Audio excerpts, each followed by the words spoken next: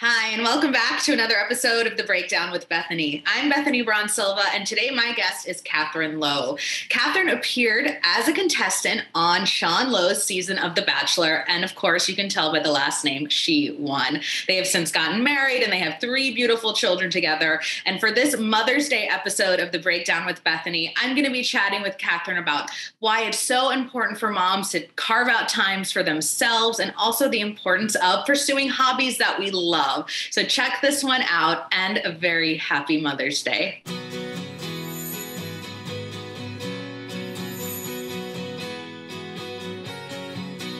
Okay, so I always like to check in because I interview a lot of moms out there. I know you have 3 little ones, and we're still kind of like coming off this crazy time. How are you doing? I'm doing okay. Thank you for asking. Things are really chaotic. But I just feel like the role of mom is so rewarding. It's really challenging. It's really hard, but it's also so fulfilling. I just feel like so blessed that I get to direct these children into a good path, and also just to set hopefully a good example for my kids. I like to do, different things, like pursue things that I love. And so those kind of keep me grounded and keep me remembering who I am too, so that I can be a really good mom. And that's why I really love partnering with Mrs. T's on their All-Star Moms program, because it's encouraging moms to go back to things that maybe their passions and their interests. And so what they're doing is giving away a grand prize of $15,000 on Monday to a mom so that they can fulfill their passion. So I love that about it. And I also just think that a woman who is well-rounded, a mother who gets to do her own thing, is just hot. So yeah, I agree. I have 2 little boys. And of course, like you said, they bring me a lot of joy, but I have to make time for the things that I love. And so I also want to know, what are your passions? Like, what are you interested? I mean, we follow you on Instagram. We know that we see all these things, but like, what gets you going? Like, aside from motherhood and Sean and all of that stuff. Well, my thing that I love to feel empowered by is learning a new skill or learning something new. And so I remember a couple of years ago, Sean gave me like a language program to learn Italian, and I didn't really do as much with that because I think I just got pregnant. But now it's piano, and I love, like, I have concerts at my house like every day, and our nanny and our kids and my husband always clap. So I feel very empowered when even if it's something small, that the people around me are encouraging me. I'm hoping the way that I encourage them in their passions, but piano is my thing right now. That's incredible. That's not an easy thing to, learn, especially, not as a kid. It's so much easier to learn things with our children. But don't you find that if your children are seeing you pursuing things that you love and going after your own dreams, making time for yourself, that sort of like is inspiring to them to maybe your little girl will want to do piano. I don't know. Like, what are your kids? How do you see them react when they see you so happy and fulfilled? Well, I mean, I definitely feel like it's going to be later on that they really understand that I was doing things like I own businesses. And so sometimes when I'm like, hey, I have to work, that kind of interferes with because they don't really understand, but they get to go upstairs and play piano with me. And we do this kind of like as a group. And so they're getting to learn things through me and see that it makes me happy, and that we should encourage other people in what makes them happy. So I feel like that kind of lesson where they cheer me on and I cheer them on, that's just like a great thing to instill in a child, because it's not just about them. Like, it's, encourage other people in their things, whether it's mommy or daddy or friends and that kind of thing. So I've really, really enjoyed seeing them take to it and, again, encourage me in doing something that I love. Right. And speaking of encouragement for moms, Mother's Day is this Sunday. Are you part of the planning process? Do you let, the kids and your husband sort of take the wheel? What's going on this Sunday? Well, I feel like I'm really low maintenance in general. And I feel like for holidays, I don't want to be disappointed. So I don't expect a lot. That's just the way it is. Unless you're planning it, you're going to be, it's not going to be the exact thing that you want. But I did give my husband hints for things that I feel would be fun, and Mother's Day, because my birthday was just last week. Right. So he already did that. Yeah, he already did that kind of stuff. So I can't put him put too much pressure on him for Mother's It's Day. a lot in 1 week. It's too much. It's too much for a man to handle. So I just want to be with my kids. Sometimes moms don't want to be with their kids and they just want like a spa day. But this stage of life and this chapter of my children's ages are so sweet. And so I'm just going to hang out with them, maybe have brunch. I don't know. Yeah. But I'm not expecting too much. I totally feel you. I asked my kids, just write me a letter or a poem, but they're a little bit older than yours. So that's all I want. I actually don't want to go out. I don't want to go out. It's too much. It's too crazy on Mother's Day to manage a restaurant and children at the same time. But speaking of, you do have 3 little ones, and I know they, like you said, they're in a really cute stage, but I can imagine that your hands are also really full at some point. So what tips do you have for moms that are, managing, busy with their own, like you said, you have businesses, you're doing these campaigns, but you have 3 little ones at home. So how do you manage all of that? Well, I feel like time management, I'm still working through that because I enjoy balance, but I feel like time management is such a skill that you really have to work at. And I've started to learn how to do that. So 5 a.m. you wake up and you get your things done so that you can be present with the kids, and then they go to school and you have more time. So I feel like for me, being present in every situation is really the most important thing for me. So if my kids want to play and I have work to do, I'll just allot time later on when they're sleeping to do that work and take a little time away from my husband and me. So I feel like really understanding that some balls that you're holding are glass and some are plastic. I've heard that recently, where some you can drop and it'll be fine, but some you really have to make sure that they're up in the air and you have to be juggling them.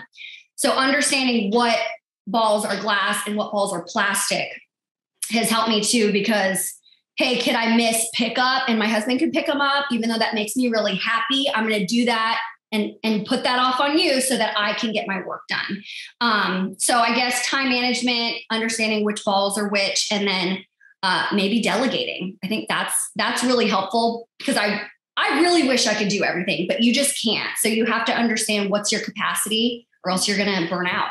Yeah, absolutely. I've definitely struggled with that as well. And I'm sure, I don't want to make any assumptions, but I'm sure you struggle with mom guilt from time to time. And like we all do. And I want to know what do you do when you're feeling especially guilty, about maybe missing something? I know you said you delegate, but how do you manage those feelings when they come up? I guess if I'm thinking about it, it's really about giving yourself grace, because no one can do every single thing that they want or need to do in a day. We're just not capable of doing it. So I kind of just redirect, focus on what's the task at hand, and then move on and maybe say, hey, I know I missed this today for you, but I'm going to show up maybe even bigger when I come back. And I'll put my phone away and we're not going to deal with anything but you and me time. So I think just trying to get better is going to be the only thing that you can do is, hey, I messed up a little bit today and tomorrow I'll just do better. Awesome. And I want to go back to the campaign a little bit because it was really inspiring to me to read about, the kind of submissions that Mrs. Tease is calling for. So who do you hope, sees this campaign, and who do you hope also enters? Well, I feel like moms that don't ask for help a lot are the ones that also don't get like celebrated. And so I feel like the single mom who has a job, single moms just bow down to them. They are superheroes. So I feel like there is no shame in nominating yourself, because some people just don't have someone that has the wherewithal to think of to nominate. So if you're a mom and you see this and you feel, you know what, I think I want some me time and I want something, some celebration and encouragement, there's no shame in encouraging yourself and nominating yourself. But my best friend, I nominated her because she has a 9-to-5. She has 2 daughters. She also started a side business, a vegan cake company. And I just applaud her for what she's doing.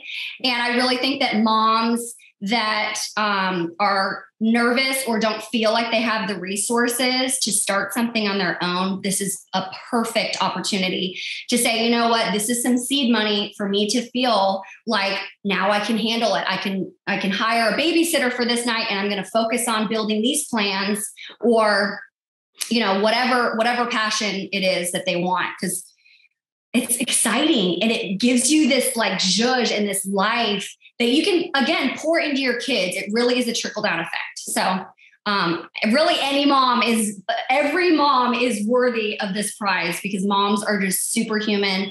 But I think single moms would be awesome to win. I love that. So yeah, we'll definitely work on getting the word out. I know there's just a few more days, but I would also love to know what's coming up next year. I know you're super busy. Like what can we see next from you? Maybe the fam, like what's in the works? Well, just more of the same, I guess, like just trying to tread but I think that I'm working on some new things with my business, and my husband and I are just really enjoying this stage of life. You're going to still see the same type of content, which is just us having fun together, because that's really our happy place. And we really enjoy it. And more food stuff. Like, honestly, this recipe is so good. It's the air fried mini pierogi shrimp tempura bowl. And like, you wouldn't think to put those things together, but I'm obsessed.